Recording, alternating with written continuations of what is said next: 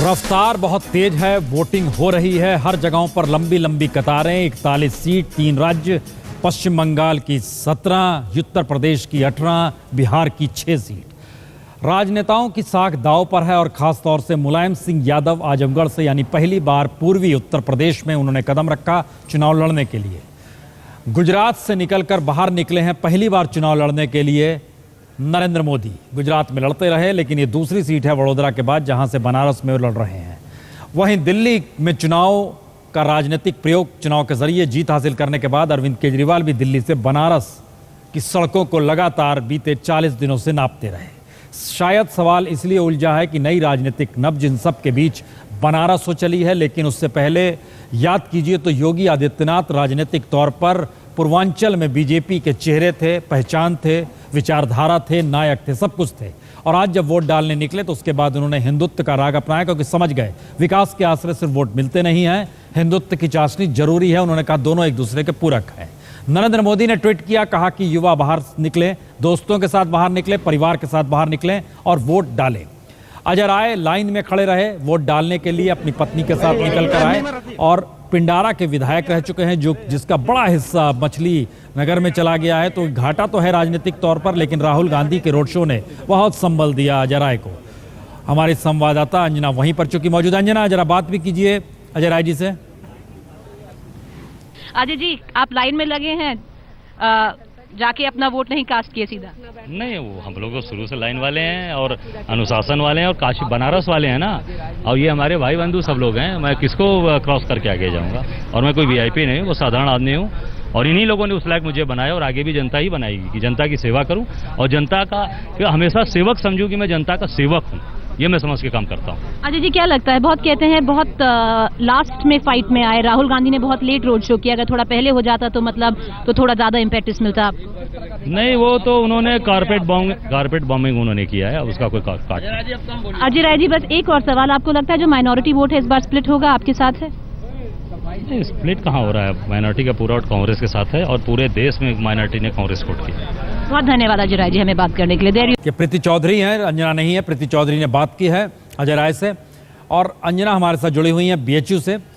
Vote but नहीं रहे हैं, बाहर के लोग हैं, लौट जाएंगे कल, हम यहीं पर रहना है हमें। अजय राय बहुत ही ज़्यादा अपने तरीके से, इनके जो चुनाव प्रचार के तौर तरीके हैं वो हर चीज़ का उपयोग कर रहे हैं जिससे इसकी मौजूदगी में एहसास हो वोटरों को कि वो वहीं के हैं।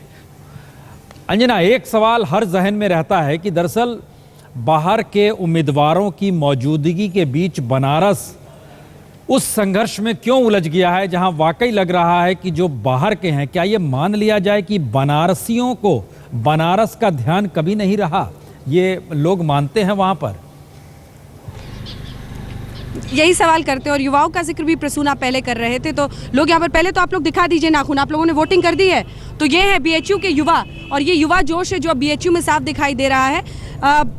ये बाहरी बनाम बनारस के लोग, ये जो पूरी बात कही जा रही है कांग्रेस पार्टी की तरफ से, क्या बनारस खुद अपने आप को लेकर, अपने लोगों को लेकर एक बेरुखी दिखी है? देखिए, बाहरी का सवाल नहीं है। हाँ। सवाल यहाँ है कि जो काम करे, जो विकास करे, हाँ, उसको वोट दिया जाएगा। बाहरी का सवाल नहीं है। हाँ। देश सबका है, भारत के हम नागरिक हैं, न कि हम बनारस के नागरिक हैं। तो इसलिए बाहरी का सवाल कुछ भी नहीं है। तो ये सब बातें बेमानी है। सबसे बड़ी जो चीज़ है इस समय देश में, भ्रष्टाचार मुक्त देश, एक देश जो आज 68 साल से सिर्फ 2 चीज़ों में बटा हुआ था, और जो कि रहा 2 चीज़ ही थी, सिर्फ सेकुलरिज्म और कम्युनलिज्म। पहला बार युवा 100% पार्टिसिपेट कर इस इलेक्शन में बताना चाहता है कि नहीं, वो दोनों मुद्दे से भी बड़ा मुद्दा है विकास, और विकास की नाम पे ही वो वोट डाल रहा है। पूरी तरह करप्शन फ्री, जो भी पॉवर्टी है खत्म हो, हमारे रोजगार मिले, युवा का मेन इस समय फोकस और इशू ये है। ठीक है। हाँ। मैम, मैं ये कहना चाहता हूँ कि हम लोग अपने उम्मीदवार को वोट करते हैं। पिछले 20 साल से यहाँ पर एक पार्टी है, लेकिन उसने क्या काम किया, क्या नहीं किया, सब कोई जानता है। तो हर साल एक नया उम्मीदवार आ जाता है और वो कहता है मैं विकास करूँगा, वो करता है या नहीं करता है सब कोई देख रहा है। इसलिए जो लोकल उम्मीदवार हैं वो पिछले 5 साल से ठीक है, किसी एक उम्मीदवार का सिर्फ जिक्र नहीं करते हुए, आप लोगों ने जो वोट किया है बनारस के लिए किया है, हिंदुस्तान के लिए किया है, वो विकास कहाँ से आएगा? क्योंकि बीएचयू की जो हालत है, जो साख थी, वो गिरती चली जा रही है। जो घाट है वहाँ पर जाइए तो पर्यटक मुंह पर कपड़ा बांधकर घूमता है। ये सब कैसे बदलेगा? ये बदलाव के लिए वोट किया है इस बार, कुछ नया चाहते हैं, नया चेंज के लिए। और बीएचयू में युवाओं की भागीदारी रही है? जी मैम, हम लोग पहली बार वोटिंग किए हैं और पीएम कैंडिडेट को वोटिंग किए हैं। फर्स्ट टाइम उम्मीदवार क्या वोटर हो तुम? फर्स्ट टाइम वोटर हो, बहुत खुश हो इस बात से? जी मैम, बहुत। और लोगों को समझाया, घरों पे गए हुए, जागरूकता फैलाई, कम से कम ये काम तो कर। मैंने संकल्प लिया है कि अब वोट अपना दे दिया हूँ और सभी बीएचयू के छात्र को, बीएचयू में जितने प्रोफेसर आते हैं उनके घर घर जाऊंगा और सबको कहूंगा कि आप किसी भी पार्टी को जाइए, वोट दीजिए, लेकिन वोट जरूर देना है। बिल्कुल, जरूर घूमिए। आप प्रोफेसर साहब हैं, आप भी जल्दी से बता दीजिए कुल मिलाकर। वोटिंग हो रहा है यहाँ पर और प्रोफेसरों में इस बार पहली बार इतनी जागरूकता आई, घर से हर लाइन में लगे हुए हैं। पहली बार जागरूकता आई। यहाँ तो 30% वोटिंग ज्यादा होती है। ये सारे कैमरा यहाँ आ गए हैं दिल्ली छोड़ के बनारस में, इसलिए तो नहीं हो गई है? नहीं, इस बार कुछ प्रत्याशियाँ जो हैं, बहुत 3 मुख्य प्रत्याशी हैं, इनकी वजह से काफ़ी हुआ, जन जागरूकता बहुत हुई और सरकारी तंत्र से भी जन जागरूकता पैदा हुई। इस कारण वोटिंग बहुत अच्छी हो रही है। हमें लगता है 70-80% वोटिंग कम से कम बनारस में होगी इस बार। हाँ। जी। और बहुत जो उगती हुई सुबह बनारस की होती है, जागी है अंजना, एक चीज जरा पूछिए, चूंकि बीएचयू में 4 गेट हैं, एक गेट जो है चित्तूरपुर की तरफ जाता है, जहाँ पे बड़ी तादाद में छात्र रहते हैं, पढ़ते हैं, और जो कि बीएचयू में जिनका एडमिशन नहीं हो पाता है, हॉस्टल नहीं मिल पाता, वो रहते हैं। बीएचयू के भीतर 24 घंटे बिजली रहती है, लेकिन चित्तूरपुर में जो छात्र हैं उनको 4 घंटे से ज़्यादा बिजली मिलती नहीं है। इसीलिए कहा जाता है बीएचयू जो है उत्तर प्रदेश है और चित्तूरपुर जो है उत्तर प्रदेश है। तो इस स्थिति में छात्रों के जहन में कुछ सवाल है या नहीं है कि वो बीएचयू में है इसलिए खुश हैं? बिल्कुल, ये सवाल मैं पूछती हूँ। ये आस पास में ही जिनको हॉस्टल नहीं मिलता है, एक इलाके में जो छात्र रहते हैं चित्तूरपुर में, वहाँ पे बिजली कम, यहाँ पर बिजली हमेशा, ये क्या है, ये क्या माजरा? आप लोग इस बारे में जागरूकता है कि कैसे ये बदलाव होता है? यहाँ से निकलिए बाहर तो दिक्कत। देखिए, देश में जब अच्छा शासक आएंगे तो बीएचयू में भी जो लाइट रह रही है वो पूरे हम बनारस में लाइट मिलेगी, पूरे देश में मिलेगी, 24 घंटे बिजली, सबका रोड अच्छा होगा, सबका विकास होगा। आपके वाइस चांसलर का नाम ही नहीं है वोटर्स लिस्ट में? वोटर लिस्ट में ये तो है, वाइस चांसलर का नाम नहीं है। अगर तो ये वाइस चांसलर की कमी, मेरा भी नाम नहीं था, लेकिन मैंने दौड़ कर 6A फॉर्म भरा और आज मैं यहाँ का वोटर हूँ, मैंने वोट कास्ट किया है। ये पर्सनल रिस्पॉन्सिबिलिटी है कि वो कैसे अपने आप को, इस कॉन्स्टिट्यूशन को, इस डेमोक्रेसी। क्या नाम है आपका? मेरा नाम वरुण मिश्रा है। कहाँ, किस डिपार्टमेंट? मैं department of French study BHU में हूँ यहाँ। तो ये डिफाइन करता है पर्सनल उनकी रिस्पॉन्सिबिलिटी कि डेमोक्रेसी में वो कैसे पार्टिसिपेट करते हैं। बिल्कुल, मुझे लगता है प्रसून ये सबसे बड़ी ताकत है। और इस वक्त अगर यहाँ के वाइस चांसलर इस छात्र को सुन रहे होंगे तो अगर कुर्सी पर बैठे हैं, उठकर खड़े हो जाएं और समझें कि लोकतंत्र की भागीदारी क्या होती है, क्या उसका महत्व होता है और क्या उसका असर होता है। युवा राह दिखा रहा है आज। जी, हमारे साथ 2 मेहमान भी जुड़ चुके हैं, हिंदुस्तान के प्रधान संपादक शशिशेखर जी और नभा टाइम्स के संपादक रामकृपाल जी। और शशिशेखर जी, आप दोनों को ही बनारस याद आ रहा होगा हम लोग जब बात करते हैं। रामकृपाल जी, जो स्थिति है बनारस की, क्या ये माना जाए कि पहली बार कैंडिडेट्स को लेकर जो चुनाव मैदान में उनको लेकर उत्साह है, या इस दौर में एक पॉलिटिकल वैक्यूम, राजनीतिक शून्यता मानी जा रही थी, उसको देख के आक्रोश है? क्या है ये, क्या झलकाता है? प्रसून जी, देखिए, इस बार के इलेक्शन में ऐसा नहीं है कि सिर्फ बीएचयू या बनारस में ही ऐसा हो, पूरे देश में एक लहर है। और जो अब तक के मतदान हुए हैं वो रिकॉर्ड पोलिंग हो रही है, तो ये कॉन्सियसनेस अक्रॉस द कंट्री है। लेकिन चूँकि बनारस इसलिए हो गया है कि बनारस में वैसे भी आप समझिए 3 विश्वविद्यालय हैं, वहाँ एक एवरेज आदमी ज़्यादा पढ़ा लिखा है, पॉलिटिकली, सोशली, इकोनॉमिकली कॉन्शियस है।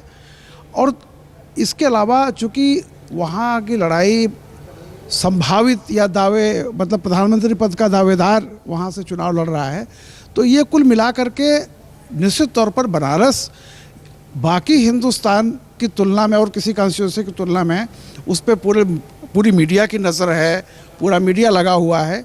तो ये एवरेज मुझे ऐसा लगता है, जैसा प्रोफेसर साहब का कह रहे थे कि 80%, मुझे लगा सर, मुझे उम्मीद है कि रिकॉर्ड वोटिंग होगी बनारस में निश्चित तौर पर।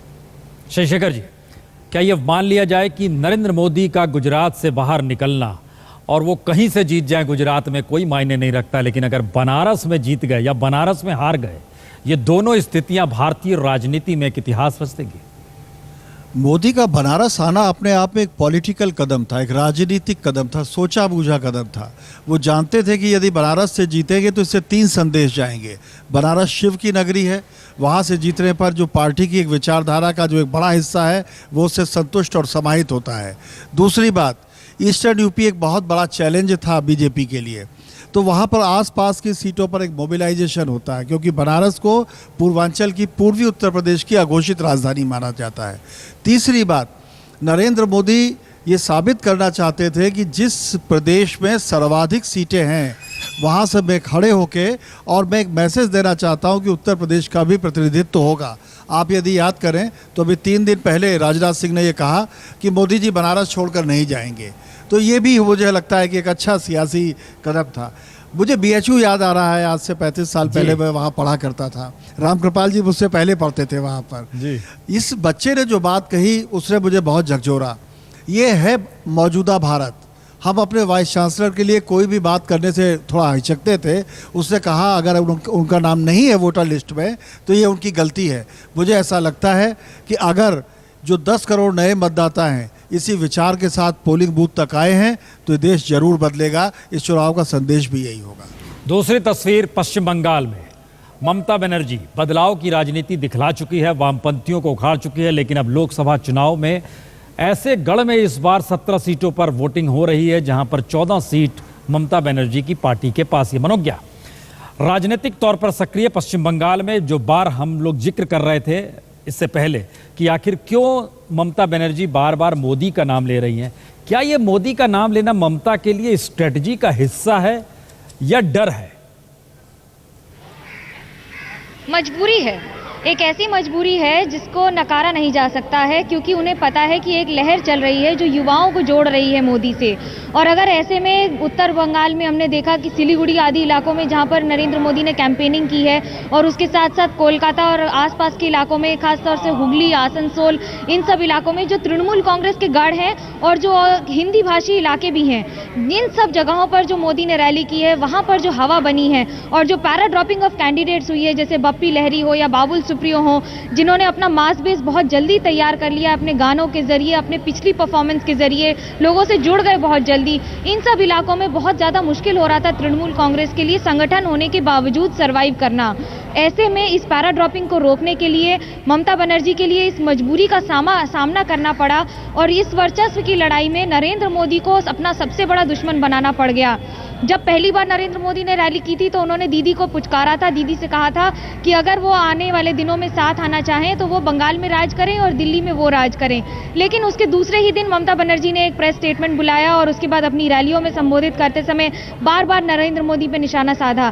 तो ऐसे में एक बात तो साफ है कि अब उनका अगर कोई नंबर 1 दुश्मन बंगाल में है, खासतौर से लोकसभा चुनाव में, तो वो नरेंद्र मोदी हैं। और जितने भी कैंडिडेट्स हैं वहाँ पर इस स्ट्रैटेजी के सहित कैंपेनिंग की जा रही है, जहां पर तृणमूल कांग्रेस बनाम मोदी की लड़ाई हो या बनाम भाजपा की लड़ाई हो, उन जगहों पर नहीं जहां पर CPIM है। क्योंकि जिस तरह से लाल दुर्ग ध्वस्त हो चुका था, अब लाल दुर्ग के ध्वस्त होने के बाद उसके दोबारा खड़े होने में समय लगेगा।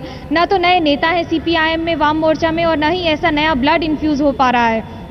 ऐसे में ये कहना गलत नहीं होगा कि नई लड़ाई नए युवाओं के साथ है और नए युवाओं को रोकने के लिए भारतीय जनता पार्टी के साथ है। मनोज्ञा, एक चीज़ जरा लोग भी जानना चाहेंगे, क्योंकि ममता बनर्जी जिस तरीके से तीखे व्यंग करती थी मंच से, उसी तरीके की शैली को नरेंद्र मोदी ने अपनाया और परिवर्तन को लेकर जो उन्होंने जिस तरीके से कसीदे गढ़े मंच से, हमने देखा वहाँ तालियां बज रही थी, लोग ठहाके लगा रहे थे। क्या ये माना जाए कि बंगाल का युवा तबका इस व्यंग तानों में ही खो गया है? और दूसरी तरफ सुभाषिनी अली है, CPM के असीम दास गुप्ता भी मैदान में है।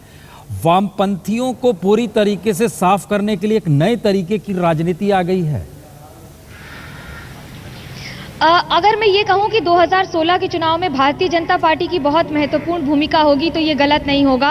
और यही कारण है कि अब जो नए युवा हैं जिन्हें डेवलपमेंट चाहिए, एक बात तो साफ है कि पिछले 2 से ढाई साल में ममता बनर्जी ने कोई भी बड़ी कंपनी को बंगाल में इन्वाइट तो किया हो, लेकिन कोई बड़ा नया इंडस्ट्री नहीं इस्टेब्लिश कर पाई हैं। और ये बात जनता को पता है। आप जनता को समझा सकते हैं, उनको गुमराह कर सकते हैं, लेकिन उनको कई लंबे समय तक ये नहीं बता सकते कि आप जो देख रहे हैं वही सच है। जो उन्हें दिख रहा है वो सच है, और जो दिख रहा है वो ये है कि ना तो नई इंडस्ट्री आई है, ना कोई बहुत बड़े नाम आए हैं बंगाल में। ऐसे में नई युवा पीढ़ी जो है उसे रोजगार चाहिए, और जब रोजगार चाहिए होता है तो वो उस पार्टी के साथ हो लेगी जो उसे इस बात की प्रॉमिस करे या इस बात का वादा कर दे। जी शशिशेखर जी, क्या ये माना जाए माँ माटी मानुष को लेकर जो ममता बनर्जी ने एक राजनीतिक प्रयोग किया और वामपंथियों का सुपड़ा साफ हो गया, किला ढह गया, उसके ऊपर मोदी का ये जो लहर विकास वाला जो एस्पेक्ट है वो हावी हो गया है अब। बंगाल को याद करते हैं तो हमेशा मार्क्स की एक थ्योरी याद आती है, कोई भी सत्य अंतिम नहीं होता है। तो ये आप अगर देखिए तो जो माँ माटू जो आपने अभी जुमला बोला, ये जुमला वहाँ पर बहुत दिन चल चुका। मैं बंगाल में जब भी बाई रोड कहीं ट्रैवल करता हूँ तो मुझे ये लगता है कि कलकत्ता जैसे एक द्वीप की तरह है और उसके चारों ओर सिर्फ अंधियारा और बदहाली बिखरी हुई है। तो सिर्फ कलकत्ता रिप्रेजेंट नहीं करता, और कलकत्ता को भी यदि आप बंगलुरु, हैदराबाद और अन्य उभरते हुए शहरों से देखें तो आपको लगेगा पीछे रह गया है।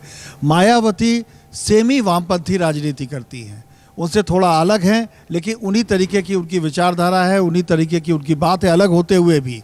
तो ऐसा लगता है जैसे ए और बी टीम है। ऐसे में यदि नरेंद्र मोदी जाते हैं, वो ये कहते हैं कि आप मेरा मॉडल देख लो, वो ये कहते हैं कि आप यदि विकास पे चाहते हो तो मुझे करो, और उसके बाद जो उनका अंतिम भाषण था आप याद करें, उन्होंने जिस तरीके से व्यंग किए, दीदी दीदी दीदी एक रस्सा मंगाइए, मैं खुद आ जाऊंगा, मैं खुद लटक जाऊंगा। उन्होंने भ्रष्टाचार पर व्यंग किए कि शारदा चिट फंड से रस्सी आएगी, 10 रुपये की बजाय 100 रुपये की रस्सी आएगी। इस सब से उन्होंने घुमा फिरा कर ये कहा कि आग उगलने वाले भाषणों की जगह अब देश को ज़रूरत है नौजवान लोगों को विकास की। और मुझे ऐसा लगता है सीटें आए या ना आए, लेकिन बीजेपी वहाँ पर मत प्रतिशतों में अच्छी खासी बढ़ोतरी करने जा रही है। बीजेपी की मौजूदगी पश्चिम बंगाल में बिल्कुल नहीं रही है, बावजूद इसके नरेंद्र मोदी की गूंज हवा में पश्चिम बंगाल में राजनीतिक तौर पर क्यों आकर खड़ी हो गई है और ममता को चिता भी क्यों रही है? रामकृपाल जी, वजह क्या लग रही है? असर क्या इसका चुनाव पर पड़ेगा? इस चुनाव पर वो परिणाम में तब्दील होगा, या मान लिया जाए जी नहीं, एक चुनौती है जो हवा में गूंज रही है? नहीं प्रसून जी, ये चुनौती काफ़ी बहुत कारगर साबित होगी। और मैं ये कह रहा हूँ कि लोकसभा इस चुनाव में बंगाल में सीटों में तब्दील हो न हो, लेकिन 16 तारीख को जो आएगा उसमें देखने वाली बात ये होगी कि बीजेपी का पोल परसेंटेज बंगाल में क्या है। और यही बात मैं कह रहा हूँ कि ये चुनाव जो है लोकसभा का ही चुनाव नहीं है, एक क्षेत्रीय स्तर पर भी, राज्य स्तर पर भी बहुत बड़े बदलाव का चुनाव है। 2019 से पहले बंगाल में, तमिलनाडु में, उत्तर प्रदेश में विधानसभाओं के चुनाव होंगे, बिहार में भी। और एक बात तो तय है कि अगर जो भी बीजेपी, अगर एनडीए की सफलता मिलती है, जो भी डिपेंड करेगा कि पोल परसेंटेज बीजेपी कितना परसेंट पाती है। तो ये जो लोग अभी तक ए और बी की लड़ाई थी तमिलनाडु में, उत्तर प्रदेश में, बंगाल में, ये इनको एक बड़ा एनिमी अब पैराशूट से वहाँ उतर रहा है जो अभी तक आईसीयू में था। और प्रसून जी, ये बहुत बड़ा राजनीतिक परिवर्तन का एक संकेत है। इसे सिर्फ लोकसभा चुनाव का मत मान लीजिए। ममता को खतरा लोकसभा चुनाव में सीटें ज़्यादा मिलती हैं या कम मिलती हैं उससे नहीं है, उससे खतरा ये है कि इसका अगला परिणाम क्या होगा, बीजेपी का कितना परसेंट वोट मिल रहा है। और एक बात मैं कहना चाहूँगा, ये जो बात अभी आपके रिपोर्टर ने बहुत अच्छी बात कही थी, शशि शेखर जी ने बात कही थी, बंगलुरु का यूथ, बंगाल का यूथ, उत्तर प्रदेश का युवा, बिहार का युवा, उसके एस्पिरेशन में, उसके सोच में, उसके पॉलिटिकल एनालिसिस में कोई बहुत ज़्यादा मतभेद नहीं है। वो गवर्नेंस चाह रहा है, दुनिया किस तरह से आगे जा रही है उसको पता है, इसलिए अब वो राज्य है, राज्य उसके साथ रहेगा जुड़ा, लेकिन अब वो राष्ट्रीय होने की छटपटाहट उसको है। और ये चीज़ जो है, ये चुनाव उसका संकेत देगा।